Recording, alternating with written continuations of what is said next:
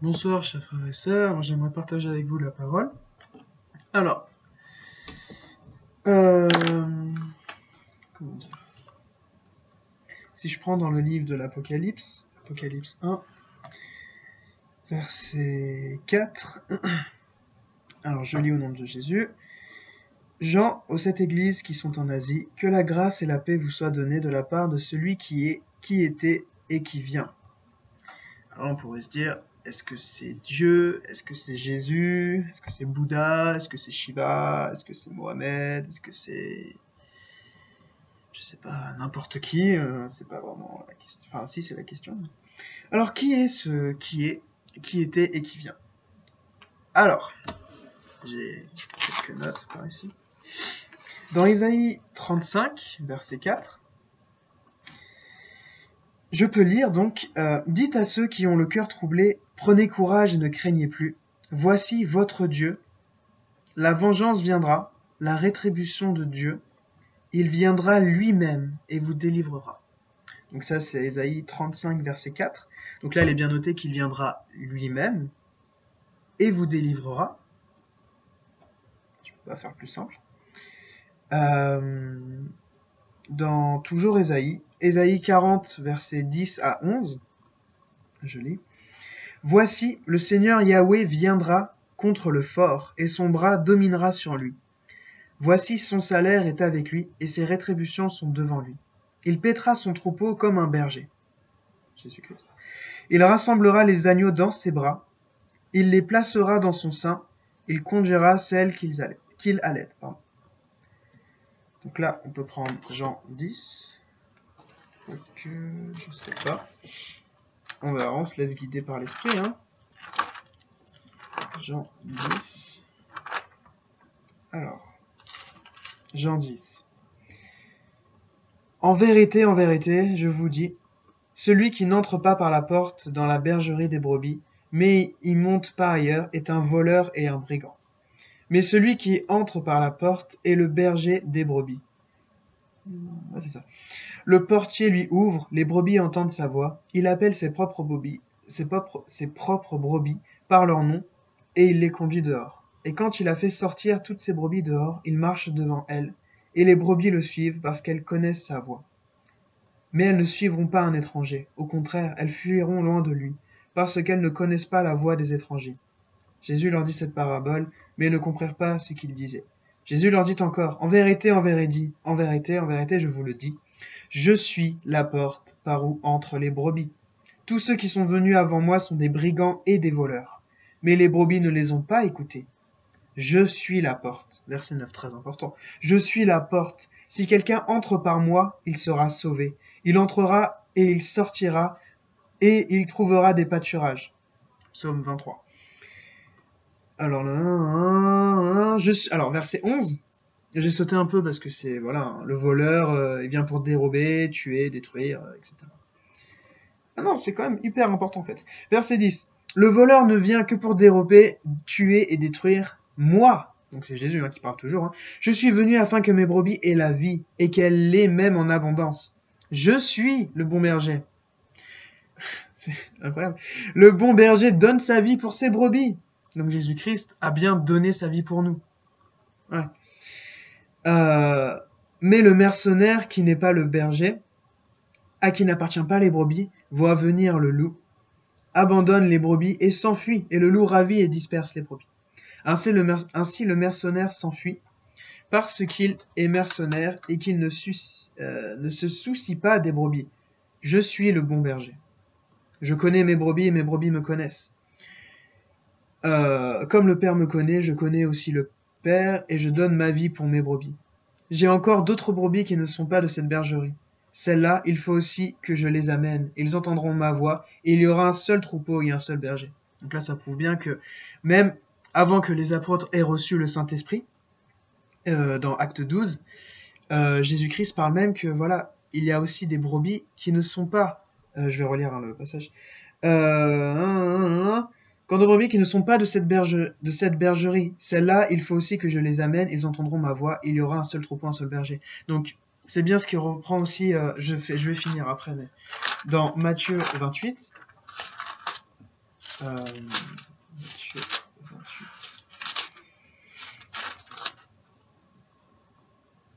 28. Matthieu 28, verset 19. Allez donc et faites de toutes les nations des disciples, les baptisons au nom du Père, du Fils et du Saint-Esprit. On a de la chance. On a de la chance, nous qui ne sommes pas juifs. Et les musulmans aussi ont de la chance, les bouddhistes aussi ont de la chance. Toutes les personnes du monde, Jésus-Christ, Dieu veut que toute personne soit sauvée. Donc, on a de la chance, carrément de la chance. Je continue. Donc voilà, j'ai encore d'autres brebis, etc. Là. Alors, 17. Le Père m'aime, parce que je donne ma vie afin de la reprendre. Personne ne me l'ôte, mais je la donne de moi-même. J'ai le pouvoir de la donner, et j'ai le pouvoir de la reprendre. J'ai reçu cet ordre de mon Père. Il y a eu de nouveau de la division parmi les Juifs à cause de ces discours. Car plusieurs disaient, il a un démon, il est fou, pourquoi l'écoutez-vous? Et les autres disaient, ce ne sont pas les paroles d'un démoniaque. Un démon peut-il ouvrir les yeux des aveugles? Donc il y a voilà, des sensés et des insensés. Donc voilà, donc ça c'était pour Ésaïe 40, et ce que je viens de lire c'était Jean 10. Donc dans Ésaïe 62, versets 11 à 12, je lis. Voici ce que Yahweh proclame aux extrémités de la terre. Dites à la fille de Sion, voici ton sauveur vient. Voici son salaire est avec lui et sa récompense marche devant lui. C'est ce qu'on a pu lire aussi dans Ésaïe 40, rapprochement. Et on les appellera verset 12. Et on les appellera le peuple saint, les rachetés de Yahweh. Et toi, on t'appellera la recherchée, la ville non abandonnée. Donc là, ça prouve bien encore que donc la ville de Sion, enfin du moins Jérusalem, le peuple juif, on l'appellera la recherchée, la ville non condamnée, puisque Dieu ne se repent pas de ses promesses, de ses paroles à son peuple, mais il y a un autre peuple, et on les appellera le peuple saint, les rachetés de Yahweh. Alors, je continue.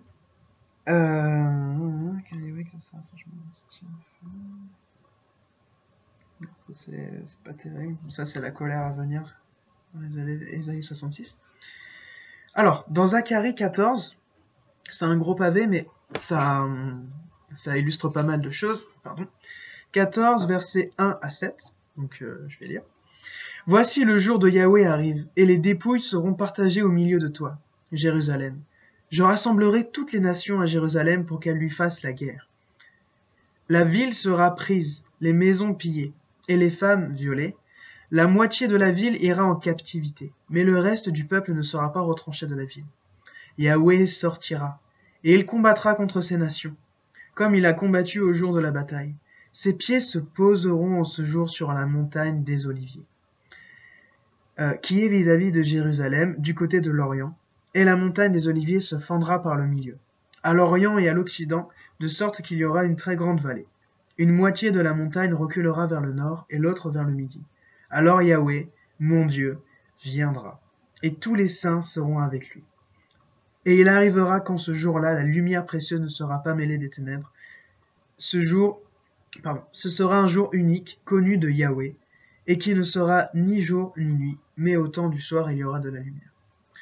Donc, là je veux revenir sur quelques passages hyper importants. Donc, Zacharie 14, verset 4.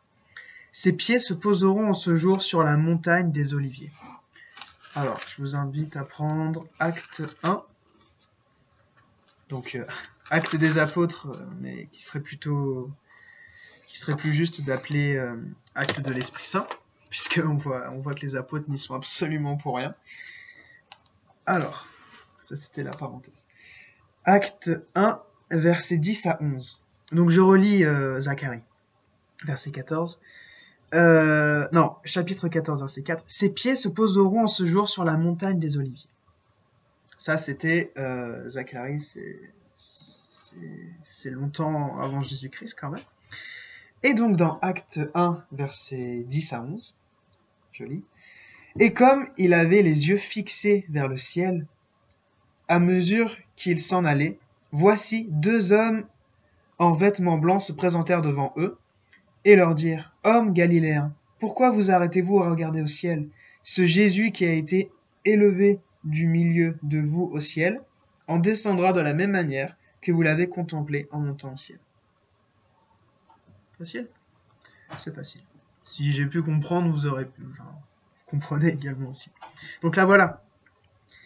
Ça prouve bien que voilà, celui qui était, qui est et qui vient, c'est Jésus-Christ. Puisque c'est Jésus-Christ qui va revenir, qui va, comme il y a marqué dans Acte 11, ce Jésus qui a été élevé du milieu de vous au ciel, en descendra de la même manière que vous l'avez contemplé en montant au ciel. Alors il s'en retourna à Jérusalem de la montagne appelée la montagne des Oliviers. Donc ils étaient bien sur la montagne des Oliviers. Enfin, je sais pas, moi, c'est... Alors aussi, il y a un deuxième passage dans Zacharie 14, versets 1 à 7, celui que j'ai lu tout à l'heure. Alors le verset 5 plutôt. Alors Yahweh, mon Dieu, viendra et tous les saints seront avec lui. Et tous les saints seront avec lui. Peuple juif, l'église sainte, on sait pas. Eh bien si, la parole est extrêmement précise. 1 Thessaloniciens 3. Alors, 1 Thessaloniciens 3, verset 13. C'est ça. Alors, 1 Thessaloniciens 3, verset 13. Qu'ils affermissent vos cœurs pour qu'ils soient irréprochables dans la sainteté, devant Dieu qui est notre Père, lors de l'avènement de notre Seigneur Jésus-Christ, accompagné de tous les saints. Jésus-Christ reviendra, et il reviendra donc avec tous les saints, l'Église, puisque cette lettre de Thessalonique est envoyée aux chrétiens de l'Église de Thessalonique. Deuxième passage, que je vais sûrement galérer à trouver, mais allez Saint-Esprit, j'ai besoin de toi.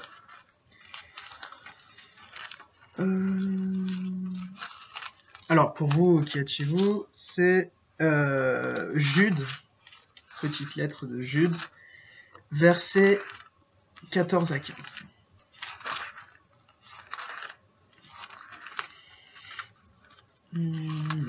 Merci Saint-Esprit. 14 à 15. Alors, je lis. C'est aussi pour eux qu'Enoch, le 7e homme après Adam, a prophétisé en disant « Voici, le Seigneur est venu avec ses saints, qui sont par millions, pour juger tous les hommes, et pour convaincre tous les méchants d'entre eux de toutes leurs méchantes actions qu'ils ont commises méchamment. » Ça fait beaucoup de méchanceté. « Et de toutes les paroles injurieuses que les pécheurs impies ont proférées contre lui. » Donc voilà. Encore un deuxième passage, bon, sûrement qu'il y en a d'autres, mais je me suis pas assez projeté sur ce sujet-là, en fait, après sur les saints. Ok. Alors, ça c'est un passage, c'est dans Jean 14, verset 1 à 3. Ouais, c'est ça. Passage, tout l'évangile de Jean m'a énormément touché. Mais ça c'est quand même quelque chose d'assez incroyable aussi. Alors, Jean 14, déjà tout le chapitre de Jean verset 14, c'est... Voilà, hein. C'est la parole de Dieu. Hein. Jean 14, verset 1 à 3. Alors je lis, au nom de Jésus. « Que votre cœur ne se trouble pas. Vous croyez en Dieu, croyez aussi en moi. Il y a plusieurs demeures dans la maison de mon Père. Si cela n'était pas, je vous l'aurais dit. Je vais vous préparer une place. Et quand je m'en serai allé, et que je vous aurai préparé une place, je reviendrai, et je vous prendrai avec moi, afin que là où je suis, vous y soyez aussi. » J'aime la parole de Dieu, j'aime Jésus-Christ. Alors, on pourrait y passer des heures. Enfin, voilà, c'est tout simplement une promesse incroyable. Il y a plusieurs demeures dans la maison de mon Père. Si cela n'était pas, je vous l'aurais dit, je vais vous préparer une place. Rien que ce verset 2, je peux le garder, juste ce verset-là pour... Enfin voilà, c'est hyper encourageant, c'est hyper fortifiant et tout, et hyper émouvant, j'en pleure. Et quand je m'en serai allé, et que je vous aurai préparé une place, je reviendrai, et je vous prendrai avec moi, afin que là où je suis, vous y soyez aussi. C'est Jésus qui va revenir. Qui était, qui est et qui vient. Si j'ai pu comprendre, vous comprendrez aussi. Gloire à Dieu. Alors. Alors que je regarde aussi ce que j'ai... Apocalypse 22, 17. Alors donc voilà. Donc qui est celui qui était et qui vient? Eh bien c'est Jésus-Christ. Et je peux vous donner quelques derniers passages que je n'ai pas vraiment préparés, mais qui sont assez importants. Apocalypse 19, versets 11 à 12. Puis je vis le ciel ouvert, et voici parut un cheval blanc, et celui qui était monté dessus s'appelle Fidèle et Véritable. Jésus-Christ est fidèle et véritable. Et il juge et combat avec justice. Et ses yeux étaient comme une flamme de feu. Il y avait sur sa tête plusieurs diadèmes, et il y avait un nom écrit que personne ne connaît si ce n'est lui-même. Il était revêtu d'un vêtement teint de sang. On sait qui c'est. Et son nom s'appelle la parole de Dieu. Bon, je pense que j'ai pas vraiment à revenir sur Jean 1, verset 1. Au commencement était la parole était auprès de Dieu, la parole était Dieu. Au commencement était la parole de Dieu, Jésus-Christ. Donc voilà. Donc, qui est celui qui était et qui vient? Jésus-Christ. Et je peux confirmer encore ce que je viens de dire par un dernier passage que je partagerai avec vous ce soir. Apocalypse, chapitre 1, versets 7 à 8. Voici, il vient des nuées, et tout œil le verra, et même ceux qui l'ont percé. Ils n'ont pas percé Dieu, ils ont percé Jésus-Christ, homme. Ok? Et toutes les tribus de la terre se lamenteront devant lui. Et là, c'est Jésus-Christ qui parle. Oui, amen. Je suis l'alpha et l'oméga, le commencement et la fin, dit le Seigneur, qui est, qui était et qui vient, le Tout-Puissant. Soyez bénis, frères et sœurs, au nom de Jésus-Christ, et restez dans la parole. Restez dans la parole. Soyez bénis.